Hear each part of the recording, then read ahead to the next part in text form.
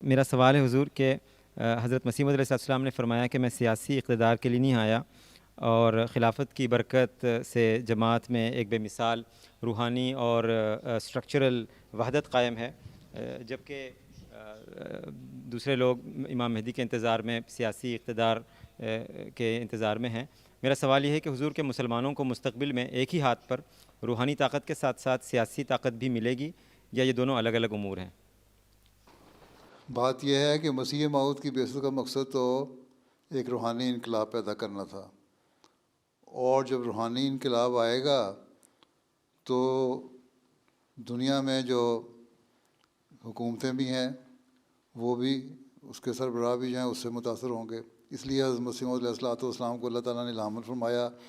کہ تمام مسلمانوں کو دین واحد پہ جمع کرو، اور اس کا مطلب یہی تھا کہ مسلمانوں کو اگر دین واحد پہ جمع کر لو گے، ایک چیز بنا دو گے، تو ان میں ایک روحانی انقلاب آ جائے گا، اور جب یہ روحانی انقلاب آئے گا تو گو دنیاوی حکومتیں ہر ایک کے پاس علیحدہ رہیں، تب بھی اس روحانی انقلاب کی وجہ سے بھائی بھائی بن کے رہیں گے۔ قرآن کریم میں جب یہ لکھا ہے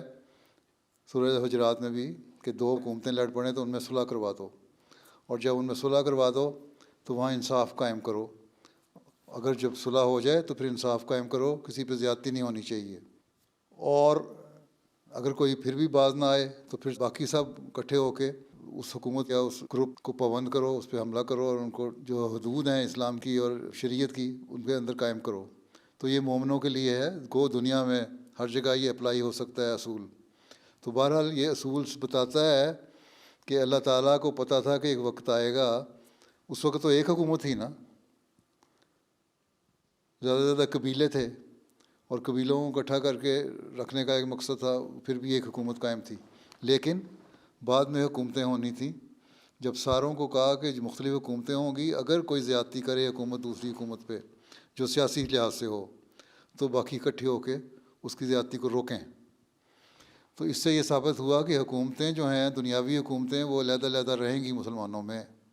لیکن روحانی سربراہ ایک ہی ہوگا، اور وہ حضرت صلی اللہ علیہ وسلم کی پیشگوئی کے مطابق مسیح موعود اور مہدی موعود ہی ہوگا، اور اسی بات پہ ہم یقین رکھتے ہیں، اور یہ نظام جو ہے خلافت کے تحت تا قیامت چلتا چلا جائے گا۔ اور جب مسیح موعود کو ماننے والی حکومتیں ہوں گی تو آپس میں گو ان کے نظام علیحدہ علیحدہ ہوں گے، ہر علاقے کے لوگ جس طرح قبائلی سردار ہوتے ہیں علیحدہ علیحدہ، قوموں کے بھی سردار ہوں گے، حکومتیں ہوں گی علیحدہ علیحدہ، لیکن آپس میں پیار محبت اور بھائی چارہ ہوگا، لڑائیاں اور فساد نہیں ہوگا۔ اور اگر ہوگا تو جیسا کہ میں نے بتایا، اللہ تعالیٰ نے اس کا قرآن شریف میں حل بھی بتا دیا کس طرح تم نے حل کرنا ہے۔ تو دوسرے مسلمان جو ہیں وہ بشک مہدی کے انتظار میں رہے، انہوں نے تو ایک خونی مہدی بنایا ہوا ہے جو تلوار سے سب کچھ کرے گا۔ تلوار سے کیا کرنا ہے؟ مسلمانوں کے پاس تو ابھی طاقت بھی نہیں ہے، اگر تو اسلحہ خریدنا چاہتے ہیں تو غیروں سے مانگتے ہیں،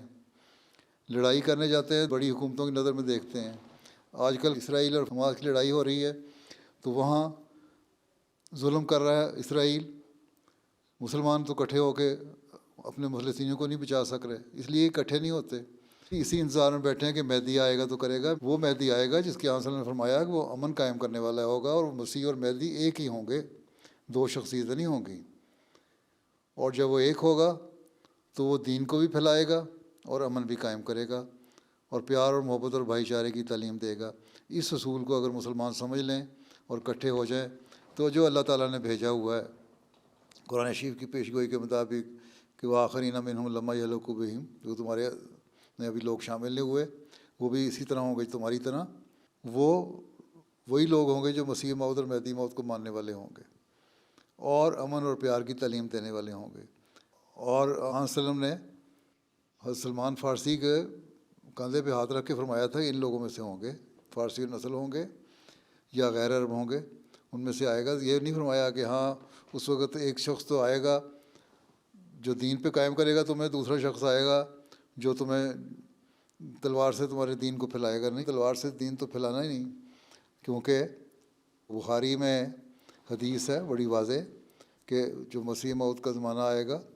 وہ یضع الحرب کرے گا، جنگوں کا خاتمہ کرے گا۔ جب وہ جنگوں کا خاتمہ کرے گا تو ظاہر ہے کہ پھر یہ فساد والی بات تو رہی نہیں، اور دعاؤں سے مسئلہ حل ہوگا۔ اس لیے اگر دوسرے مسلمان ہیں تو ان کی سمجھ کی کمی ہے، اور جن جن کو سمجھ آتی جاتی ہے وہ اسلام اور احمدیت کو قبول کرتے چلے جاتے ہیں، جس طرح آپ لوگوں نے قبول کیا۔ آپ کے دماغ میں بات سمجھ آ گئی نا کہ مسیح اور مہدی ایک بات ہے، تو آپ نے اس کو قبول کر لیا۔ اسی طرح اس پیغام کو آپ نے سمجھا اور قبول کیا، تو اس کو دوسروں کو بھی سمجھائیں اور پھیلائیں،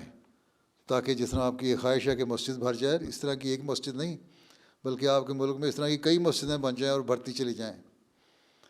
اور یہ اب آپ کا کام ہے کہ اس کی تبلیغ کرنا اور اس کام کو پھیلانا اور اس پیغام کو پھیلانا اور حقیقی اسلام کو دنیا میں قائم کرنا اور اپنے ملک میں قائم کرنا۔